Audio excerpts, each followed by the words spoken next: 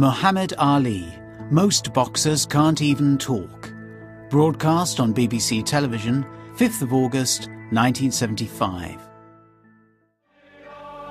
It is an American university tradition that on graduation day the students are addressed by a learned figure who will advise them how to live their lives thereafter. At other colleges in America today, President Ford. Muhammad Ali, Most Boxers Can't Even Talk. Broadcast on BBC television, 5th of August, 1970. I'd like to know what you're going to do when you retire from boxing. When he retires? When I retire from boxing, I really don't know. I want to say something right here. This might make you all think. Life is real short. So you add up all your traveling, add up all your sleeping, add up all your school, add up all your entertainment, you've probably been half your life doing nothing. So what am I'm 35 years old. 30 more years, I'll be 65. We don't have no more influence. We can't do nothing much at 65. Your wife will tell you that. So what I'm saying, when you're 65, ain't too much more to do. So did you know I'll be 65 in 30 more years? In those 30 years, I have to sleep 9 years. I don't have 30 years of daylight. I have to travel back to America, take 6-7 miles. All my traveling, probably 4 years of traveling in the next 30 years, about 9 years of sleeping, television, movies, entertainment, about 3 years of entertainment. Out of 30 years, I might have about 16 years to be productive. So it's how we can all break individual lives down. What am I going to do in the next 16 years? What's the best thing I can do? Get ready to meet God. Going in real estate, going in business, teaching boxers, that won't get me to heaven. How many here believe there's a supreme being, believe there's a God? How many believe there's some power that made the sun, the moon, the stars? How many believe that this stuff didn't just come out here? Somebody wiser than us made it. How many believe there's a God? How many believe there's not a God? All right. Believe there's not a God. All right. If I told you who don't believe in God, if I told you that this glass sprang into existence, this glass made itself, no man made this glass, would you believe it? Would you believe if I just told you this thing made itself? No. When I tell you, you wouldn't believe it, right? No, somebody's doubting it, yeah, so I'm giving you the answer. That's she wouldn't believe it. If I told her this television station popped into existence, it just, no man made it, you said Muhammad Ali's crazy. All right. Well, if this glass can't make itself, if I told you those clothes you have on wove themselves, nobody created them, those clothes made themselves, you wouldn't believe it.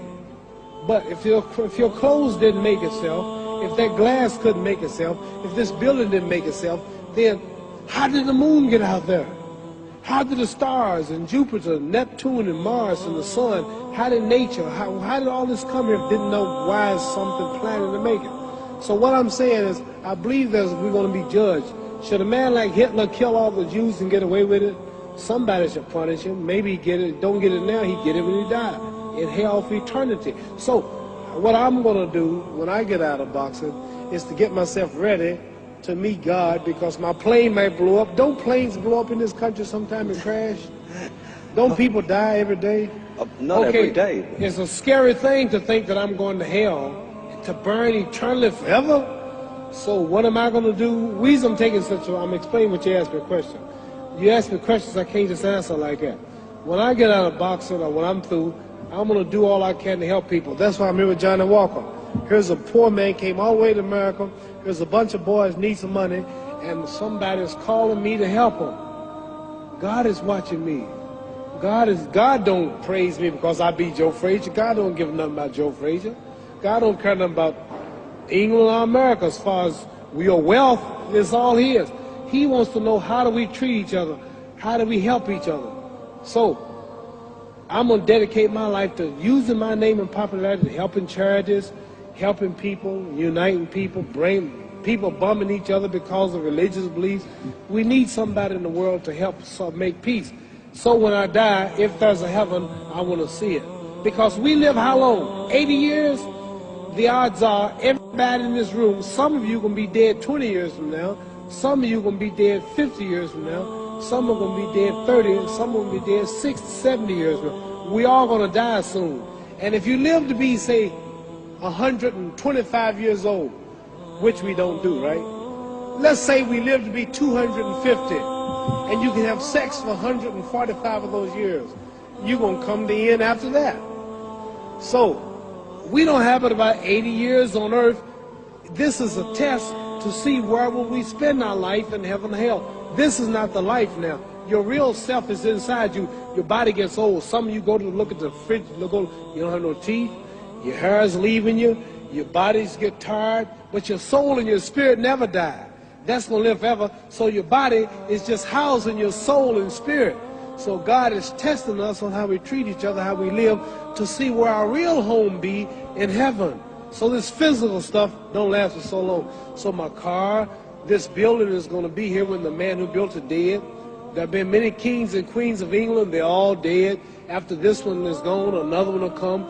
So we don't stay here. We're just trustees. We don't own nothing. Even your children are not yours. If you think I'm lying, your wife is not yours. You don't own your children. You don't own your family. So what am I saying? The most important thing about life is what's going to happen when you die. Are you going to go to heaven or hell? And that's eternity. How long is eternity? Let's imagine. Take the Sahara Desert. There's a lot of sand on the Sahara Desert, right? Then imagine that one grain of sand represents 1,000 years, and when you're in hell burning, when you die and go to hell, you're going to burn forever and ever, no end. How long is that? Give you an idea how long eternity is. Take the Sahara Desert, and I told you to wait 1,000 years. And every 1,000 years, I want you to pick up a grain of sand until the desert is empty. Okay, wait 1,000 years, pick up the first grain. Wait another 1,000 years before you get the next grain. Keep that up until there's no more sand in the desert. Whew. You know how long America's not but 200 years old. We got 800 more years to go before 1,000. So it just scares me to think that I'm going to die one day and go to hell. I'm on an airplane that might blow up. I'm always traveling. And to go to hell and God is going to judge my soul. The police, I might kill people. I might rob people. The authorities might not catch me. The FBI, Scotland Yard might not catch me. But when I die, somebody's watching me and keeping count. And I can't get away. And I'm going to burn forever and ever and ever. I'll go to heaven.